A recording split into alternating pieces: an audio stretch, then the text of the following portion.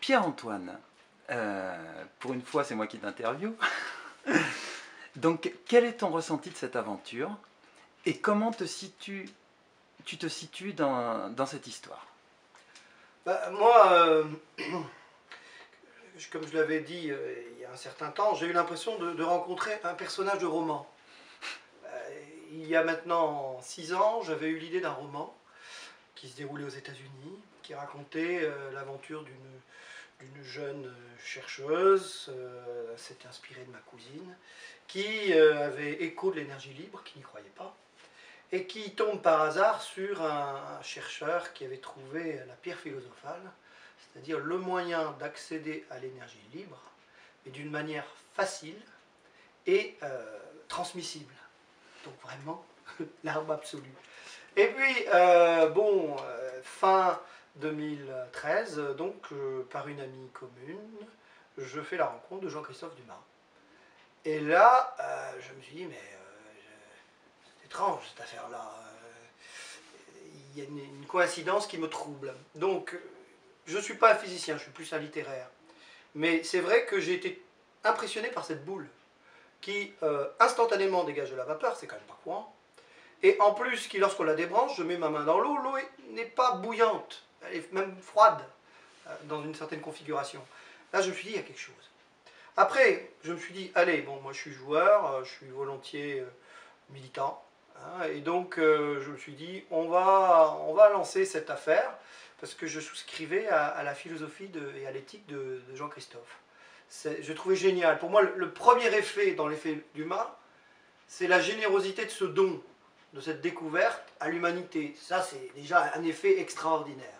Et je pense que c'est surtout ça qui a touché l'opinion, plus que la boule en elle-même. Et quand j'ai vu, après, d'une part le buzz, le nombre d'amis qui venaient, quand on s'est constitué en association, il y a deux choses qui m'ont conforté dans le sentiment qu'on touchait quelque chose de fort et de vrai. La première, paradoxalement, ça a été l'attitude de certains critiques.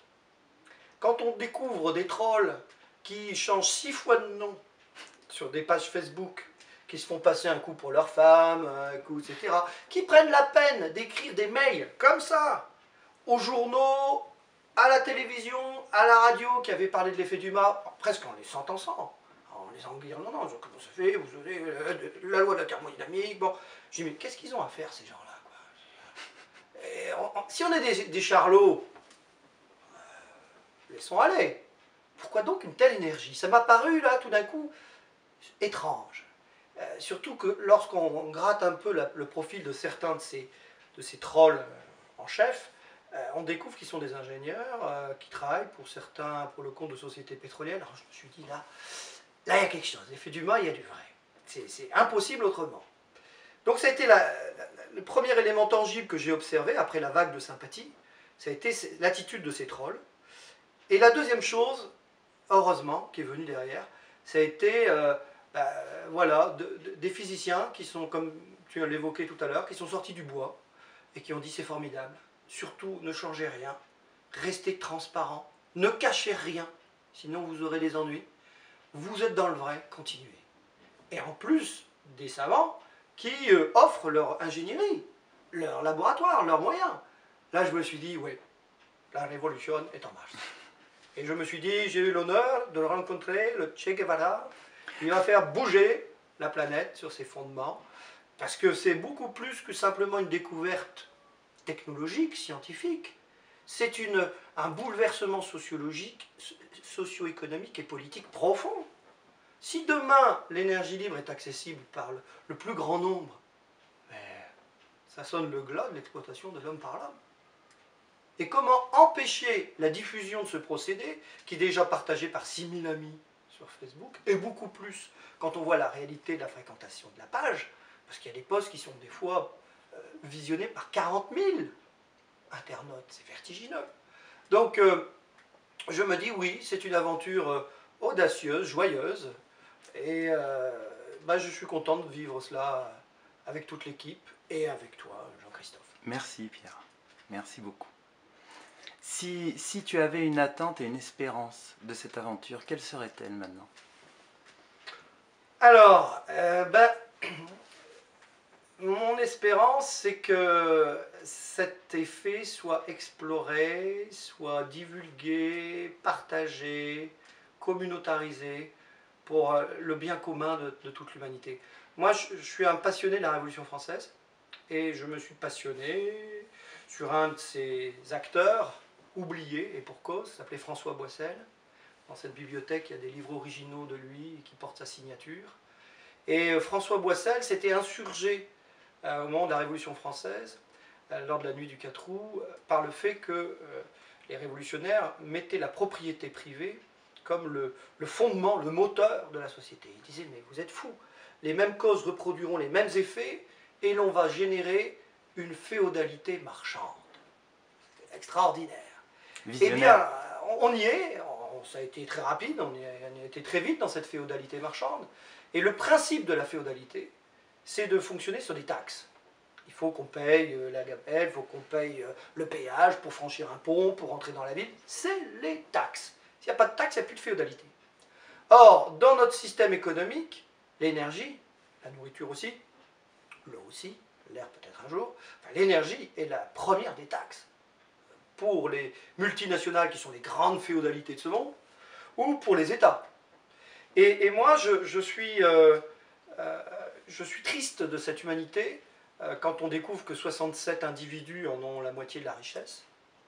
Et je suis triste quand je vois que des riches, on les montre en exemple à la télé, partout, les riches, on voudrait leur ressembler, alors que, je ne dis pas qu'ils sont tous comme ça, enfin beaucoup d'entre eux sont pour moi des toxicomanes de l'argent. Dans leur tête, il n'y en a jamais assez. Il faut qu'il y ait toujours plus de zéros derrière les zéros. Enfin, qu'ils fassent comme dans Saint-Exupéry, le petit prince qui compte les étoiles dans le ciel. Ça sera sans fin, et ils pourront mettre beaucoup de zéros derrière les zéros. Mais là, le problème, c'est qu'avec leur jeu de Monopoly, où ils s'enrichissent, ils prêtent certes de l'argent aux autres pour qu'ils continuent à tourner dans le Monopoly, mais c'est eux qui deviennent de plus en plus riches, et c'est forcément au détriment des autres. Et ça me gêne. Ça me gêne profondément. Et si demain, il y a une possibilité, pour le plus grand bien de la communauté, d'avoir un trésor qui serait cette possibilité d'accéder à une énergie infinie, libre, gratuite, non violente, comme tu l'avais dit une fois, ben là c'est bingo. Là, vraiment, un pas énorme est fait par l'humanité. Une révolution copernicienne, une nouvelle révolution. Voilà, que m'inspire. Et puis j'ajouterai juste un mot, par rapport à ce que tu disais tout à l'heure. Je pense que les brevets, Proudhon disait la propriété c'est le vol, je pense que le brevet c'est une usurpation. Entièrement d'accord. C'est une usurpation des droits de la nature et de l'univers. Oui. Et que les usurpateurs n'ont pas leur place sur Terre. Ils sont propriétaires de rien, ils n'ont rien inventé, ils ont découvert ce qui existe dans l'univers. Ça appartient à tout le monde. De quel droit il va falloir leur payer des choses parce que ils ont été les premiers à voir, c'est mon idée, c'est moi. Attends, c'est quoi ça? Et c'est là où j'ai trouvé extraordinaire ta démarche. Quand tu l'as lancée, j'ai dit bon moi ça, je suis en phase à 200%. C'est le sens de la vie. Il faut continuer dans cette direction-là. J'ai qu'un mot à dire, qu'il en soit ainsi. Amen.